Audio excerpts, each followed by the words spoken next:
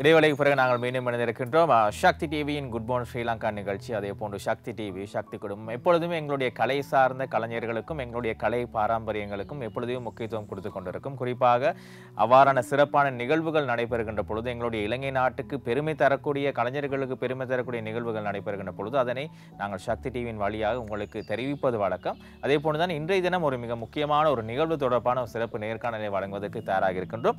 கிருஷ்ணாமிர்தம் இந்த நிகழ்வை கேட்கும் பொழுது உங்களுக்கு தெரியும் இதுக்கு பின்னால் யார் இருப்பாங்க அப்படின்னு சொல்லி. குறிப்பாக இந்த நிகழ்வை மிக அழகாக ஒழுங்கமைப்பு செய்து தன்னுடைய மாணவிகள் மூலமாக சிறப்பாக தருவதற்கு அனைத்து ஏற்பாடுகளையும் செய்து இப்போ தயாராகி கொண்டிருக்கின்றார் கலாசோரி ஆச்சரிய கலாசாகர விஸ்வர் அங்கவிமான ஸ்ரீமதி வாசுகி ஜெகதீஸ்வரன் அவர்கள் தான் இன்றைய தினம் எங்களோடு இணைந்திருக்கின்றார். அவருடைய நாட்டிய கலாமந்திர் மாணவர்களோடு இணைந்து தான் இந்த நிகழ்வை வழங்குவதற்கு தயாராக இருக்கின்றார். அவரையும் நாங்கள் வரவேற்றுக் கொண்டு நிகழ்ச்சிக்குள்ள போகலாம். வணக்கம். வணக்கம். எப்படி இருக்கிறீங்க? நல்லாவே சுகமாக. சரி, உண்மையாகவே இப்போ நிறைய நாட்கள் நீங்கள் சக்தியோடு பயணிச்சு கொண்டிருக்கிறீங்க. சிறப்பான நிகழ்வுகள் வரும்போது உங்களுடைய மாணவிகள் எங்களுடைய நிகழ்வுகளையும் பங்கு பற்றி இருக்கிறாங்க.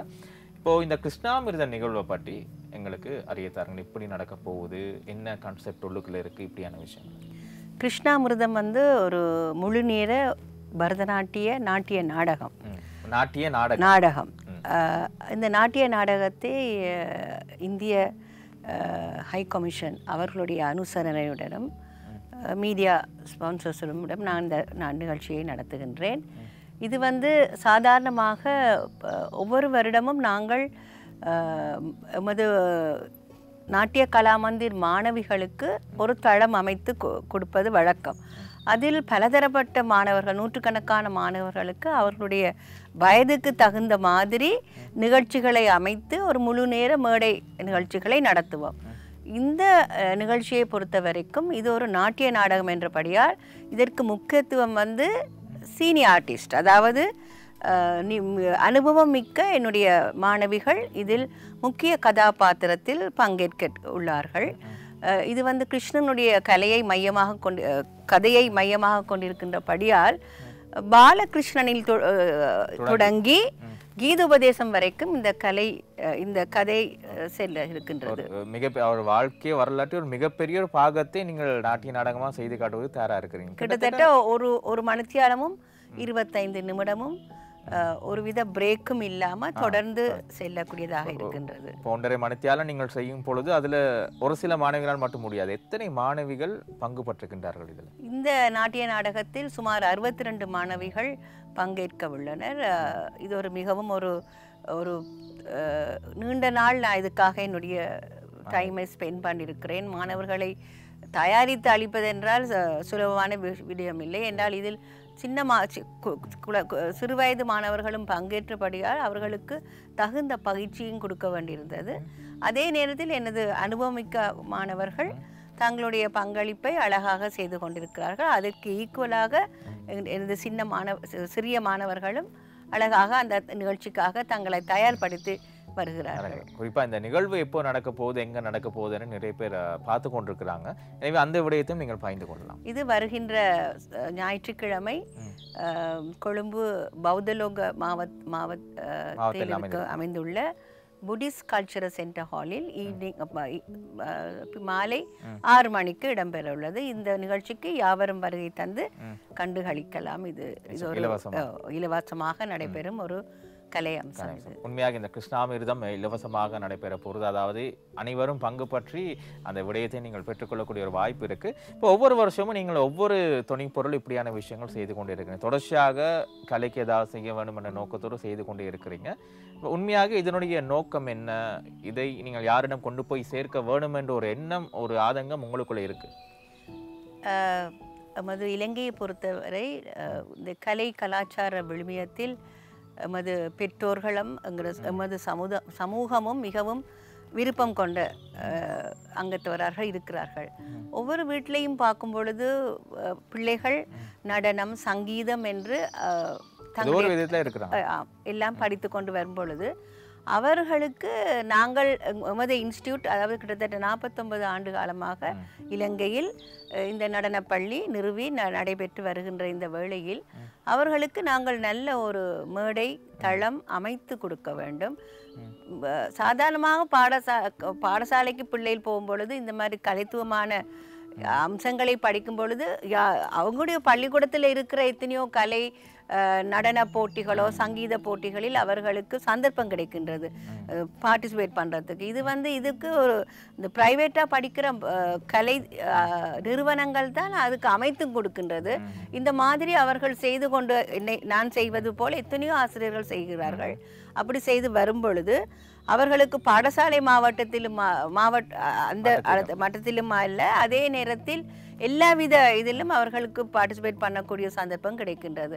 அப்போ நாங்கள் அனுவலி நாங்கள் செய்யும் ஒவ்வொரு இந்த நிகழ்ச்சிகள் மூலமாக அவர்கள் மெருகேற்றப்படுகிறார்கள். எப்பொழுதுமே அவர்களுக்கு ஒரு சந்தர்ப்பம் வருகின்றது. அதை நாட்டிய நாடகமாக செய்யும் பொழுது ஒவ்வொரு நாட்டிய நாடகங்களும் ஒவ்வொரு கதை அம்சத்தை கொண்டது. நாங்கள் எடுக்கிற கன்செப்டை பொறுத்து தான் நாட்டிய நாடகம் அமைக்க முடியும். அந்த அடிப்படையில் பார்க்கும் பொழுது இந்த முறை நான் கிருஷ்ணா எடுத்திருக்கின்றேன். இதற்கு முதல் எத்தனையோ எம்மை பொறுத்த வரைக்கும் புராணங்கள், இதிகாசங்கள், இலக்கியம் என்று பல வகைகள் இருக்கின்றது. அதில் எதை எடுத்துக்கொண்டாலும் நடன ரூபமாக செய்யும் பொழுது அதற்கான ஒரு தனித்துவம் இருக்கின்றது. அந்த அடிப்படையில் இந்த முறை நான் கிருஷ்ணாமிர்தம் செய்கிறேன். இப்போ நானும் நிறைய நேர்காணல் செய்திருக்கிறேன். இப்போ இவ்வாறான நாட்டியங்கள் வரும்போது கிருஷ்ணரை மையப்படுத்தின அதிகமான விஷயங்கள் வெளியில வரும். அது ஒரு துணிப்பொருள். அதுக்கு எதுவும் சிறப்பு இருக்கா? சாதாரணமாக இதிகாசங்களுடைய ராமாயணம் எடுக்கும் பொழுது ராமரும் நான் ஏற்கனவே ராமாயணம் செய்திருக்கின்றேன். இலங்கையிலும் செய்திருக்கிறேன், இந்தியாவிலும் ராமாயண ஃபெஸ்டிவலில் நிறைய மேடையேற்றிருக்கிறேன், அயோத்தியிலும் செய்திருக்கிறேன். அந்த ராமர், கிருஷ்ணன், சிவன், சக்தி இது அடிப்படையில் தானே என்ன எமது நடனமோ சங்கீதமோ ஒரு ஒரு ஒரு கலாச்சாரமாக அது இந்து சமயத்தில் என்னென்ன நாங்கள் எங்களுடைய வழிபாடுகள் எங்களுடைய என்ன முறைகள் இருக்கின்றதோ அதே அடிப்படையாக வைத்து வருது. உதாரணமாக இப்போ சிவராத்திரி என்று வரும்பொழுது சிவனை மையமாக வைத்து செய்கின்றோம். நவராத்திரி என்று வரும்பொழுது சக்தியை. அப்ப அதற்கான அதுக்கான பண்டிகைகளும் எங்களுக்கு அப்படி அமைத்து கொடுக்கின்றது. இப்ப சித்திரை வருடம் பெருப்புதான் இப்ப நடைபெறும்போது அதை வைத்து எங்களுடைய கலை ஒரு எதையும் நாங்கள் எந்த நேரத்திலும் எப்பொழுதும் உங்களுக்கு உற்சவங்கள் இருக்கும், நிறைய நிகழ்ச்சிகள் இருக்கும். அப்ப அதுக்கு பொருத்தமானதை செய்து கொண்டு வருகின்றோம். உண்மை இன்னும் ஒரு பாரியது ஒரு சவால் என்னன்னா, இப்போ உங்களுக்கு அனைத்து மாணவிகளையும் ஒன்று திரட்டி அவர்களுக்கு பழக்கி ரிஹர்சல் செய்து மேடை ஏற்றுகின்ற பொழுது உண்மையாகவே உங்களுக்கு மிகப்பெரிய ஒரு கஷ்டமாக இருக்கும் இல்லையா? ஏன்னா பலரும் பல துறையில் இருப்பாங்க, வேலைக்கு போகிற ஆட்கள் இருப்பாங்க, சிறுவர்களை பழக்கிறது இன்னும் கொஞ்சம் கஷ்டமாக இருக்கும். இதெல்லாம் சமாளித்து கொண்டு சவால்களை சமாளித்து கொண்டு நீங்கள் எப்படி செய்து கொண்டிருக்கிறீங்க? அது மிகவும் ஒரு சவால் தான். என்றால் இப்படி ஒரு பிரம்மாண்டமான தயாரிப்புகளை செய்யும் பொழுது எல்லாரும் அதுக்கு ஒத்துழைக்கணும். அந்த இதில் அவர்களும் தங்களுடைய பங்களிப்பை செய்வார்கள், பெற்றோர்களும் கொண்டு விடுவார்கள். அந்த இதில் மிகவும் நன்றாக போய் பெற்றோரிய பங்களிப்பு அதிகமாக இருக்கு இல்லையா? அந்த மாதிரி விஷயம். அதே நேரத்தில் இப்போ ஒரு நாட்டிய நாடகம் என்று நாங்கள் பார்க்கின்ற பொழுது மேடை வடிவமைப்பு மிக மிக நன்றாக இருக்க வேண்டும். அந்த லைட்டிங் எல்லாம் சிறப்பாக இருந்தால்தான் நீங்கள் கொடுக்குற அந்த ஒரு திறமையான நாடகத்துக்கும் அதே நேரத்தில் அந்த லைட்டிங் எஃபெக்ட், சவுண்ட்ஸ் இப்படியான விஷயம்லாம் சேர்ந்து வருகின்ற பொழுது அந்த நாடகம் இன்னும் சிறப்பாக அமையும். அதற்கான ஏற்பாடுகளும் சிறப்பாக உங்களுடைய அரங்கேற்றம்லாம் நாங்கள் பார்க்கும்போது சிறப்பாக இருக்கும். இந்த முறையும் அவ்வாறு தான் செய்ய போறீங்களா? ஒவ்வொரு முறையும் என்றால் ஒரு நடன நிகழ்ச்சி, அது நாட்டிய நாடகத்துக்கு என்று சொல்ல முடியாது. ஒவ்வொரு நடன நிகழ்ச்சியிலும் ஒவ்வொரு மேடை நிகழ்ச்சிகளிலும் ஒளி முக்கியமான அம்சம். இந்த ஒளியும் ஒளியும் ஒழுங்காக இல்லாவிட்டால் நாங்கள் எவ்வளவு தயாரித்து கொடுத்தாலும் அது ஆட்களுக்கு போகாது. சவுண்ட் கரெக்டாக போகணும். அதே நேரத்தில் நாட்டிய நாடகங்கள்னு வரும்பொழுது ஒரு கலை கதாபாத்திரங்கள் இருக்கின்றன. அந்த கதாபாத்திரத்துக்கும் அந்த நேரத்தில் அவர்கள் என்ன சூழ்நிலையை கொடுப்பார்கள். அதாவது சில நேரத்தில் ஒரு யுத்தம் செய்யும் ஒரு சமயம் வரும். அந்த யுத்தம் செய்யும் பொழுது எப்படி அந்த அரங்க அமைப்பு, லைட்டிங் எல்லாம் அதெல்லாம் அதை வெளிக்கொண்டு அது மூலமா தான் நாங்கள் வெளிக்கொண்டு வருவோம். மற்றது நாட்டிய நாடகம் கொண்டு வரும்போது அந்த கதாபாத்திரத்தின் ஆடை ஆபரணங்கள் அது மூலமாக நாங்கள் இப்போ கிருஷ்ணனுக்குன்ற ஒரு விதமான உடை அலங்காரங்கள் இருக்கின்றது. அந்த உடை அலங்காரங்கள் மூலம் அவர்களை கொண்டு வரும் பொழுது இதுதான் இந்த கதாபாத்திரம் பார்வையாளர்களுக்கு புரிய வைக்கணும் இல்லையா? அதே நேரத்துல நீங்க உடை அலங்காரம் என்று சொன்னீங்க, ஒவ்வொரு கதாபாத்திரத்துக்கும் ஏற்ற உடை அலங்காரம், அதுக்கேற்ற மாதிரியான ஒப்பனை மேக்கப்பும் நீங்கள் அவ்வாறு தான் செய்ய வேண்டும் இல்லையா? சொன்னால் கஷ்டப்பட்டது வீண் போயிடும். கிருஷ்ணரான்னு கேள்வி வராமல் நீங்க செய்யணும்னா அந்த அளவுக்கு ஒப்பனை. அது வந்து இப்பொழுது நாங்கள் மாத்திரம் செய்யறதில்லை, அது எத்தனையோ வருட கணக்காக எமக்கு முன்னால் தோன்றிய எத்தனையோ சீனியர் ஆர்டிஸ்ட் இருக்கிறாங்க. இந்தியா சென்ற பொழுது எத்தனையோ மேடை நிகழ்ச்சிகளை நாங்கள் பார்க்கின்றோம். அதே நேரத்தில் சினிமாவும் அதற்கான புராண படங்களை பார்க்கும் பொழுது இந்த படத்தில் இப்படித்தான் கிருஷ்ணன் வருவார், இப்படித்தான் கர்ணன் வருவார் என்று எங்களுக்கு அதுக்கு ஒரு ஒரு கற்பனை இருக்கின்றது. இப்படித்தான் வருவார்கள் என்று அவர்களுக்கு அமைக்கப்பட்டிருக்கிறது. அதை அடிப்படையாக கொண்டு நாங்கள் எப்பொழுதும் எங்களோட நிகழ்ச்சி. ஆனால் ஒரு நாட்டிய நாடகம் செய்யறதுக்கு முதல் என்ன நாட்டிய நாடகம் செய்யறோம், அதன் கதை அமைப்பு எப்படி இருக்கின்றது, அதன் இசை அமைப்பு எப்படி இருக்கின்றது, நடன அமைப்பை எப்படி செய்யணும், அவர்கள் அந்த தோற்றம் கூட நாங்கள் ஒரு ஆர்டிஸ்டை எடுக்கும் பொழுது இந்த தோற்றம் இந்த கதாபாத்திரத்துக்கு பொருத்தமாக இருக்குமா, இந்த நிறைய விஷயத்தை நாங்கள் ஆராய்ந்து அதற்கான ஆக்கங்களை செய்து தான் நாங்கள் மாணவர்களிடம் கொடுப்போம். அது ஒரு சாதாரண ஒரு விஷயம் இல்லை. ஒரு நாட்டிய நாடகம் செய்வது கிட்டத்தட்ட 6 மாதம் நாங்கள் அதுக்காக எங்களுடைய நேரத்தை செலவிட வேண்டும். அதோட அந்த ஒவ்வொரு கதாபாத்திரத்தையும் உள்வாங்கி அந்த மாணவர்கள் செய்கிறார்களா என்று நாங்கள் அது டீச்சர்ஸுக்கு தான் தெரியும், அது எப்படி நாங்கள் அவை மூலமாக வெளிக்கொண்டு வர்றது என்று. நீங்க சொன்ன முக்கியமான ஒரு விஷயம் அந்த கதாபாத்திர தெரிவு. அது பிழைச்சிச்சுன்னு சொன்னா உங்களோட கான்செப்ட்ல இருந்து எல்லாம் அப்படியே எல்லாமே. அப்ப அது உங்களை போன்ற அனுபவம் வாய்ந்த ஆசிரியர்களுக்கு தெரியும் இந்த கதாபாத்திரத்துக்கு இவர் சரியாக இருப்பார் அப்படின்னு சொல்லி அதை செலக்ட் பண்ணி தான் நீங்க ஆக்கள் எடுத்திருக்கீங்க. இப்ப மாணவிகளுக்கு சில வேளை சின்ன கஷ்டங்கள் இருக்கலாம், ஐயோ நான் கிருஷ்ணனா வந்திருக்கலாமே அப்படின்னு சொல்லி. இப்ப அவர்களுக்கும் ஒரு வாய்ப்பு அடுத்த கட்டத்துக்கு அப்படியே கொடுத்து மாறி மாறி. அதாவது இப்பொழுது நான் இது உதாரணத்துக்கு சொல்லும் பொழுது இப்ப சென்ற முறை இந்த கிருஷ்ணனை செய்து இந்த மாணவர்கள் வந்து வெளிநாட்டுக்கு செல்லும் சந்தர்ப்பம் வரும்பொழுது பொதுவாக ஒரு புதியதாக நாங்க ஒரு மாணாக்கரை உருவாக்கும் பொழுது நல்ல வடிவாக கூட அமையும். அப்படி நாங்கள் அது இவங்க தான் அதை செய்யணும் இல்லை, பொருத்தமான மாணவர்கள் எப்பொழுதும் நல்ல இன்ஸ்டிடியூட்ல இருப்பார்கள். ஸோ அவர்களுக்கு நாங்கள் மாறி மாறி சந்தர்ப்பத்தை கொடுப்போம். என்றால் இது வந்து வளர்ந்து வரும் கலை தானே, எல்லார்ட்டையும் போகணும்.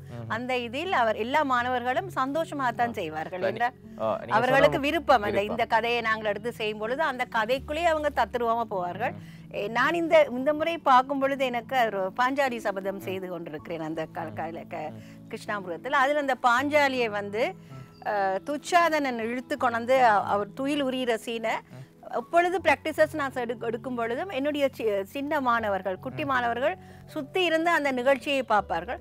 பார்க்கும் பொழுது அந்த பிள்ளைகளுடைய கண்கள் அதில் அப்படியே ஈடுபட்டு அந்த பெரிய டான்சர்ஸ் அந்த பெரிய ஆர்டிஸ்ட் எப்படி ஆடுவாங்க என்பதை இந்த வயசுல இருந்தே அவர்கள் அதை பார்த்து தங்களை தாங்கள் இன்னும் வளர்ந்து வரும் பொழுது நாங்களும் இப்படித்தான் செய்யணும் என்ற ஒரு மோட்டிவேஷன் இந்த மூலமாக அவர்களுக்கு கிடைக்கப்பெறுகின்றது. உண்மையான விஷயம் தான். கிருஷ்ணாமிர்தம் இந்த நிகழ்வு ஒரு நாட்டிய நாடகத்தை நீங்கள் செய்கின்ற பொழுது இந்திய அரசினுடைய இந்திய உயர்ஸ்தானிகளுடைய பங்களிப்பு எவ்வாறு இருக்கின்றது?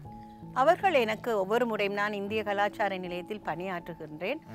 அது மாத்திரம் இல்லாமல் பல நிகழ்ச்சிகளை அவர்களுடைய சுதந்திர தினமோ குடியரசு தினங்களில் இந்தியாவிலும் சென்று நிறைய ICCR மூலம் இத்தனையோ நிகழ்ச்சிகளை செய்து வருகின்றேன். நாங்கள் செய்யும் இந்த நடனம் பரதநாட்டியம் ஒரு இந்திய கலை.